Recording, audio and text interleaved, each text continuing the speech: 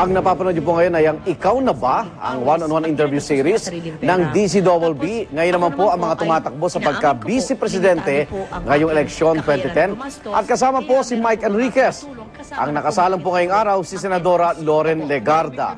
Panoorin po natin. Ito na maraming beses. Sigurado, live na po tayo sa unang hirit. Kina Arnold Clavio, kina Susie, kina Rhea. Ayan, no? Ayan, no? Mga kapuso. Ayan. Dito po kayo kumaway. Senadora, ayan ang camera. Ayan, no? Ayan, no? Okay. Senadora, maraming beses yun na ito narinig, sigurado ako. Palipat-lipat daw kayo ng partido. Magandang tanong narinig yan. Na rin yun na yan, Magandang no? tanong sige. yan, Mike. Hindi totoo. Simple lang, Mike. Noong 1998, ako'y lakas. 2004, kami ni FPJ Independent, tinulungan ng NPC. Hanggang ngayon, ako'y NPC. Anong palipat-lipat doon? Nagkaroon ng koalisyon ang NPC at ang nasyonalista. Hindi palipat-lipat yon. Yan ay formal na koalisyon ng partido. Kaya nga nakakapagtaka, paninirang politika sa mga text lang yan. Ito'y sasabihin ko sa'yo. Yung aking katunggali, ito diretsong usapan na, no?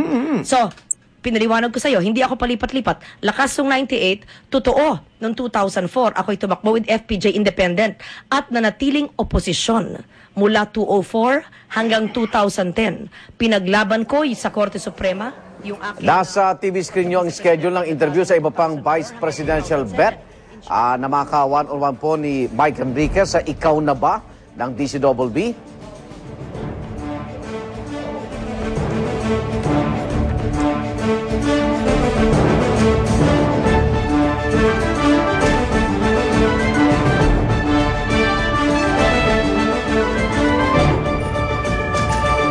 At siyempre, bukod sa mainit na mga talakayan sa eleksyon 2010, yung mainit na panahon naman ang ating tatalakayin ngayon. Narito si Lynn. Sa tumitinding heat ng tag-init, minsan hindi na sapat lang uminom ng tubig. Di ba't marami sa atin nagka-crave ng mga ice-cold treats o pampalamig? Mabuti na lang at simple lang ang paggawa niyan at pwede pa nating pagkakitaan. Yan ang ihirit sa atin ni Chef Tristan Encarnacion. Good morning, Chef. Good morning, Lynn. Uy, Chef, ano ba itong mga pampalamig na ating gagawin? Of course, ang gagawin natin, very simple. At napakamura pwede rin gawing business this coming summer. Ako, mga bata, ito na, pakinggan niyo si Kuya Chef. Ang favorite na lahat, of course, ang icicles or popsicle and ice candy. Naman, di naman at sa malamig, ito. sa malamig, palamig. Pampalamig, sa malamig, di ba? Okay, homemade muna tayo na popsicle, right? Okay, ang investment lang natin dito is, of course, the plastic cups. Oo. Yung ating popsicle sticks. And of course, yung ating juice. Sa mga bookstores, meron na to. Ay, sorry, okay. Anyway, go. Okay, basta ang tip lang here is kailangan, pag magtitimpla kayo, kailangan matamis talaga. Matamis na matamis. Kasi bakit? pag finreeze to, minsan nawawala yung pag-sweetness. Talaga? So, dapat over sa tamis. Over sa para tamis. maging, pag nag-freeze na siya, perfect na siya. Perfect yung Alright. Yeah, that's it. And then just put it, lagay nyo lang, and then put it in the freezer for hanggang sa tumigas. That's it. Yeah, marami tayo dito para sa tigi-isa nito. Okay, dito naman tayo sa ice candy. Paano naman ito ginagawa? Okay, ice candy. The same thing. Kailangan talagang matamis na matamis. And make sure pala na paghahaluin nyo yung maglalagay nyo ng sugar, make sure na talagang dissolve. Kasi nagkikrystallize siya. So talagang dapat halo-halo, gano'n. Yeah. Okay. Or Sige. better if you want yung gagawa na simple syrup. Combination of water and sugar, equal amounts. Okay. Tapos, pagkano naman magagastos sa mga paggawa ng homemade ice drop tsaka ice candy nito? Magkano investment natin? Kasi kailangan bumili pa tayo ng funnel, ha? Yung imbudo. Siguro less than 30 pesos eh. Kasama na yung powder juice doon eh. Tapos magkano yung gastos? Ay, magkano yung bebenta natin as? Actually, yung isang ganito nasa 2 pesos. 2 pesos na, 2 piso na. Eh, ilan ang magagawa nyo ito? More than 100. Talaga? Uy, 2 pesos times 1, 200 pesos yun. Magkano kikitain nyo doon? Malaki na yun. Tapos pwede nyo pang gawin tong... 160. 160. Pwede pa tong fun-thing activity with the family, di ba? O, di ba? Okay, so meron ba tayo ibang pampalamig na pwedeng gawin? Uy, I love this. Of course, Okay, ito. Sige. Go. Ano to? Meron pa yung, of course, yung ating...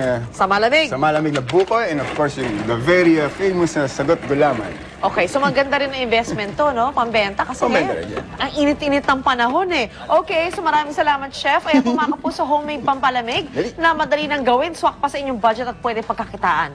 Pahabol na bati, syempre. Happy birthday kay Sandra Puno Corporate Communications Director ng Nestle. Maligayang karawan din kay Ryan Juego, ang ating program researcher at congratulations sa aming guest coordinator na si Mandy De La Cruz sa kanyang bouncing baby boy na may pangalang Liam Caleb. O, di ba? Papandasal. Papandasal naman. Pampalamig ito. Pinadala ni Monday ito, okay? Diyan po kayo mga kapuso. Babalik agad ang unang hirit. Uy, bili na kayo. 2 pesos lang, oh. Tigan. Kailangan may bayad, ah.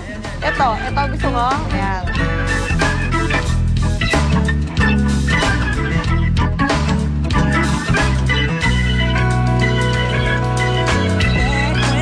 Didn't have to end. We can start again. There's nothing left to say. Filipino-made toothpaste. Dito nakilala ang mga produkto ng Lamoyan Corporation. Taong 1987, napasukan ng Lamoyan Corporation ang toothpaste market sa pamamagitan ng Happy at Kuditap toothpaste. Kwento ni Dr. Cecilio Pedro, hindi naging madali ang kanilang ginawang pagpasok sa merkado. Talaga po mahirap. Ang negosyo po ay 24/7, ika nga sabi nila. It's 24 hours a day, 7 days a week. Pati minsan natutulog kami. We wake up 3 o'clock, 2 o'clock in the morning, and we have to start working. At sa lagpas 2 dekadang pagbibigay ng abot-kayang produkto ng Lamoyan Corporation, buhay na buhay sa kanilang mga produkto